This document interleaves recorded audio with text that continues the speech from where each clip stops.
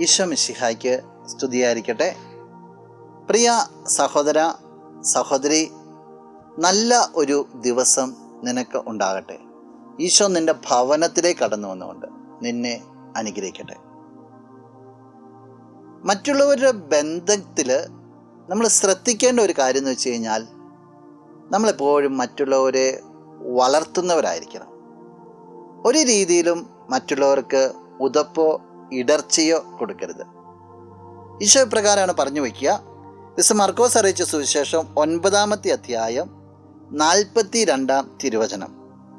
വിശ്വസിക്കുന്ന ഈ ചെറിയവരിൽ ഒരുവന് ഇടർച്ച വരുത്തുന്നവൻ ആരായാലും അവന് കൂടുതൽ നല്ലത് ഒരു വലിയ തിരികല്ല് കഴുത്തിൽ കെട്ടി കടലിൽ എറിയപ്പെടുന്നതാണ്.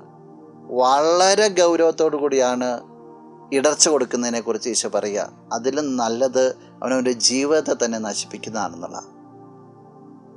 പ്രിയ സഹോദര സഹോദരി, ഇന്ന് നീ സമയമെടുത്ത് ജീവിതത്തിലേക്കൊന്ന് തിരിഞ്ഞു നോക്കണം. നിൻ്റെ ചിന്താരീതികൾ മൂലമോ നിൻ്റെ വാക്കപ്രവൃത്തി, നിൻ്റെ ജീവിത ശൈലികൾ മൂലമോ ആരെങ്കിലുമൊക്കെ ദൈവത്തിൽ നിന്ന് അകലാനായിട്ട്, ആരെങ്കിലുമൊക്കെ നന്മയിൽ നിന്ന് അകലുവാനായിട്ട്, എവിടെയെങ്കിലുമൊക്കെ കുടുംബത്തിലെ സമാധാനം അല്ലെങ്കിൽ വ്യക്തിയുടെ സമാധാനം നഷ്ടപ്പെടാനൊക്കെ ഇടവന്നിട്ടുണ്ടോ എന്ന് പരിശോധിക്കണം. ഉണ്ടെങ്കിൽ നീ ആത്മാർത്ഥമായിട്ട് മാപ്പ് അപേക്ഷിക്കുക. ഒരൊറ്റ തീരുമാനം, ഇനിമേലിൽ നിന്നിൽ നിന്ന് ഇടർച്ച ആരിലേക്കും വരില്ല. അത് നീ എടുക്കേണ്ട ഒരു തീരുമാനം. അത് കർത്താവ് നിന്നെ നോക്കിക്കൊണ്ടിരിക്കുക. എന്നും നിൻ്റെ ജീവിതത്തിൻ്റെ ഒരു ശൈലി അറിയിക്കണം. അങ്ങനെയാണെങ്കിൽ സ്വർഗരാജ്യത്തിൻ്റെ വാതിലുകൾ നിന്നെ പ്രതീക്ഷിച്ചുകൊണ്ട് തന്നെ എപ്പോഴും കാത്തിരിക്കും. അവിടെ പ്രവേശിക്കാൻ നിനക്ക് സാധിക്കട്ടെ. നമുക്ക് പ്രാർത്ഥിക്കാം. കണ്ണുകൾ അടച്ചെന്ന് കരങ്ങൾ കൂപ്പാം.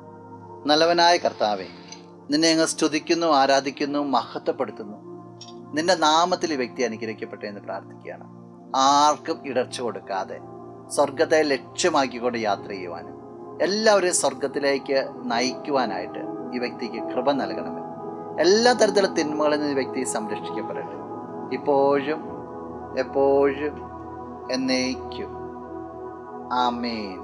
നീന്റെ സർവ്വം, നീ എനിക്കുള്ളവൻ, നീ എന്റെ സർവ്വം, എല്ലാറ്റിനും നിൻ ജീവനിൻ പേർക്കാ തന്നതിനാ. നീ എന്റെ സർവ്വം, എല്ലാറ്റിനും നീ എന്റെ സർവ്വം.